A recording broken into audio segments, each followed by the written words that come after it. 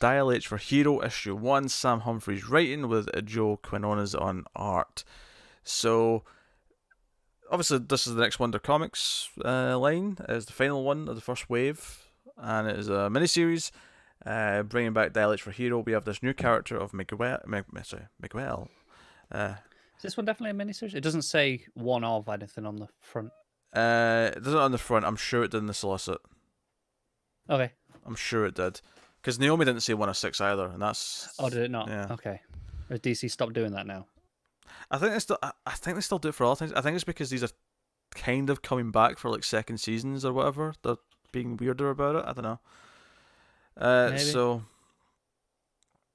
yeah, so Miguel's this kid who has this near death experience when he's in a swimming pool, and Superman comes and saves him and takes him to the hospital, and he's narrating and talking about how after that, he was always looking for a rush. He did skateboarding, extreme sports, jumping off wrestling rings, whatever he's doing. And he's a teenager now, and he's bored. He's got this dead end job with his uncle. His parents have died, and he's stuck at this basically my worst nightmare. This food truck that's nothing but mayonnaise based things. I'm not gonna lie, I thought of you when this popped up. Because he's like, this must be your hell. We've got mayo sandwiches, mayo fries, mayo soup, mayo on a stick, mayo surprise. This all sounds awful. All of it. Oh, I don't know. I'm into like half of that. The mayo fries, the mayo dog, the MBLT. I'm down on all those. I'm out on the mayo shake and mayo soup. So Miguel, he runs into Summer, who's this bad girl who always runs away from home, and she's asking all these weird questions about the truck. She's clearly wanting to steal it, and he's kind of oblivious, offers some food, but she doesn't want mayo. So I like her because she doesn't want mayo. She's instantly likable. He doesn't like mayo either. Yes, he doesn't. He hates it. He's sick of mayo. He's been told to clean mayo. Yeah. But anyway, so he goes and does this Daredevil-esque stunt. There's like a ramp out by this cliff. He goes up on his bike, and he's thrill seeking. He stumbles at the end and goes flying off the cliff. He's falling down. He's going to die.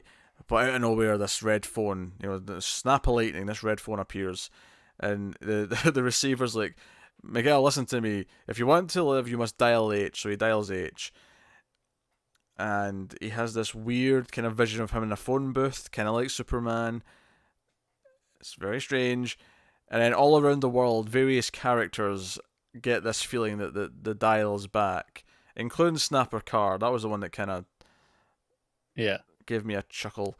And we get this drastic art change. We get this old school art change. It sort of comes in gradually, where it's just subtle at first when he's picking like who he's going to be. Because this mysterious figure's like, you all you have to do is dial. Yeah, just who are you? And then we get this really classic old school sort of. I mean, it's not that old school, but it's just it feels they've got the hatching and things like that. It just make it feel a little bit more old school as he makes the monster truck. I would say it's the coloring that makes it old school more than anything else. Yeah, that's fair. The flat old colors. It's very 70s. It looks very different from the rest of the book. Very different. It's all the same art team. I mean, I don't know who's coloring actually, but it's definitely the same art.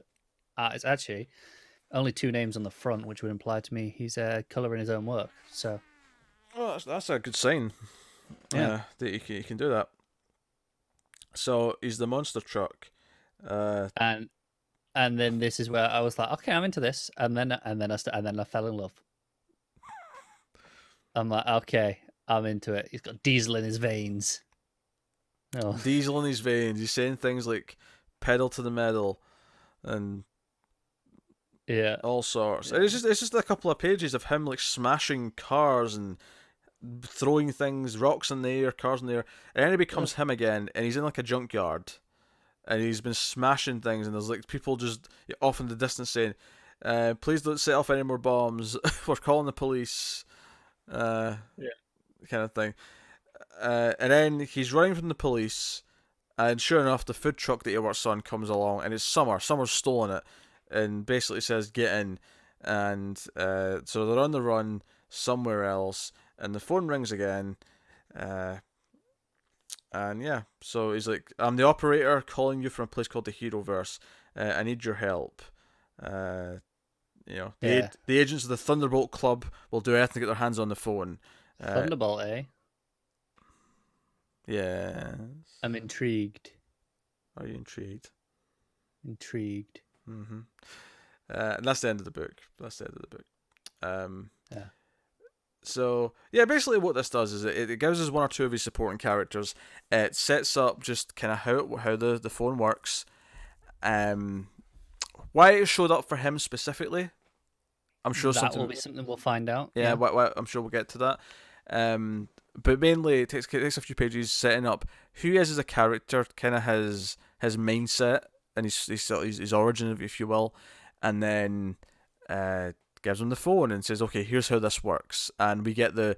And I think when I say here's how it works, not just in terms of the in-universe, okay, he dials a thing and becomes a hero, how this works, and okay, here's what the book's going to do. It's going to have fun with these ridiculous hero characters that he's going to come up with. Because Monster Truck was ridiculous. Yes. Like when he goes there, there's all these other like trucks surrounding him, all the headlights coming on as well. Behold, human, we are the immortal truck Triforce. Every 1,000 years, the Earth needs a new eternal champion of trucking. Yep. I'm so into this. Yep. This was delightful. It was delightful. It was fun. Which bizarrely means that out of this Wonder Comics line, there's been nothing but success. I know you've not read the Bendis ones, but out of the ones I've read, I've very much enjoyed them. I have liked all 4 of these books, so this is going way better than New Age of Heroes or whatever. Hey, I'm 2 for 2 out of the ones that I've gone for, so I can't complain. Yeah. And this, was a surprise because I thought, yeah, man, might be all right. And then it was kind of fantastic. And now I'm sad it's only 6 issues. I hope this is a seasonal one that we'll get another one after, because that'd be cool. I think it's interesting. This is another one of the books where the young character is inspired by Superman. That's now 2 of the books have done that. There's that thing in Naomi. Yeah. Cool. I mean, Superman plays an even bigger thematic role in that one, but I sort of smirked when it started with, "Oh, Superman saved me once," and now that's changed my life. Yeah. And the whole thing in the phone booth. Yeah. So. I like it. No, delightful. Yeah. So we giving Dial H for Hero. I'm torn between the 8.5 and the 9. Oh. Going high. I'm into this. I think I'll lowball it at the 8.5 for now.